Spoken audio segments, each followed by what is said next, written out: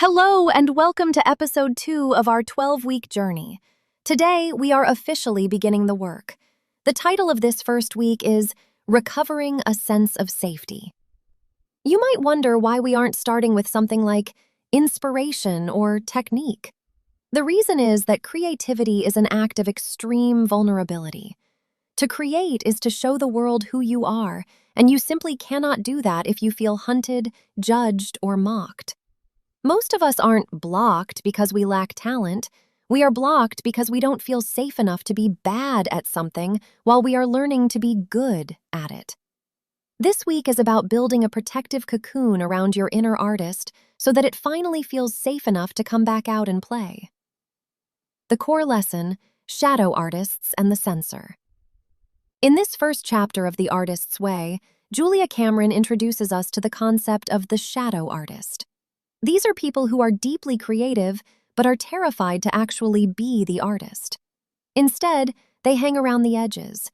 They become talent agents instead of actors, or art critics instead of painters. They support everyone else's light while keeping their own lamp under a blanket. If you've spent your life being the sensible one while secretly wishing you were the one on stage or at the easel, this week is dedicated to you. We also have to confront the censor. This is that internal voice that sits on your shoulder and whispers, "That's a stupid idea," or "Who do you think you are?" Julia teaches us that the censor is not the voice of reason. It is a survival mechanism that has gone into overdrive. It's trying to keep you safe from embarrassment, but in doing so, it's keeping you from living. This week, we begin to identify that voice and separate it from our true creative selves. The deep dive: creative archaeology.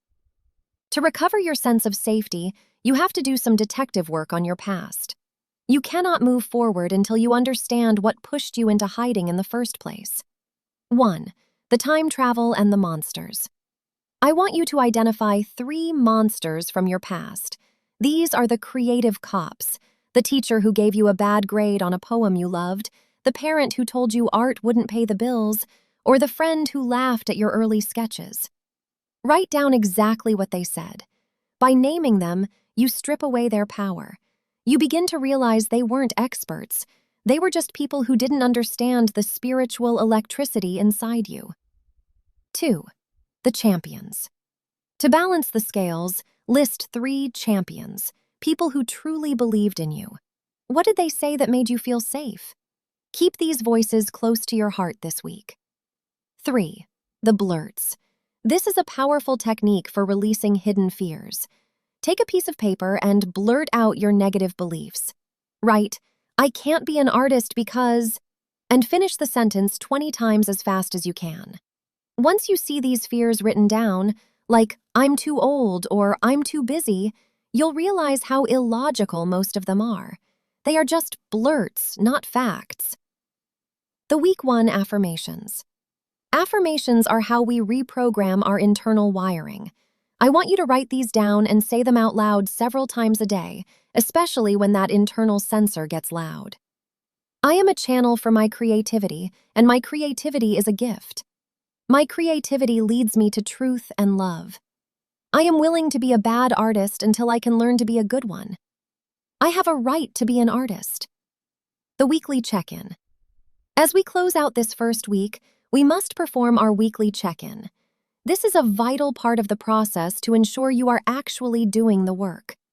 Ask yourself these questions. How many days this week did you do your morning pages? If you missed a day, why? Did you do your artist date this week? Where did you go and how did it feel? Did it feel like a chore or a joy? Were there any other issues this week that you feel were significant to your recovery? Take a moment to write these answers down in your journal. This is how you track your growth. Closing and your weekly mission. Your mission this week remains: keep doing your morning pages every single morning. Do not skip them. They are your daily ritual that tells the censor, "I hear you, but I'm writing anyway." You are beginning to build a sanctuary for your soul. Be gentle with yourself this week. You are learning to trust yourself again. Next week, we move from safety to identity. Until then, keep your pen moving.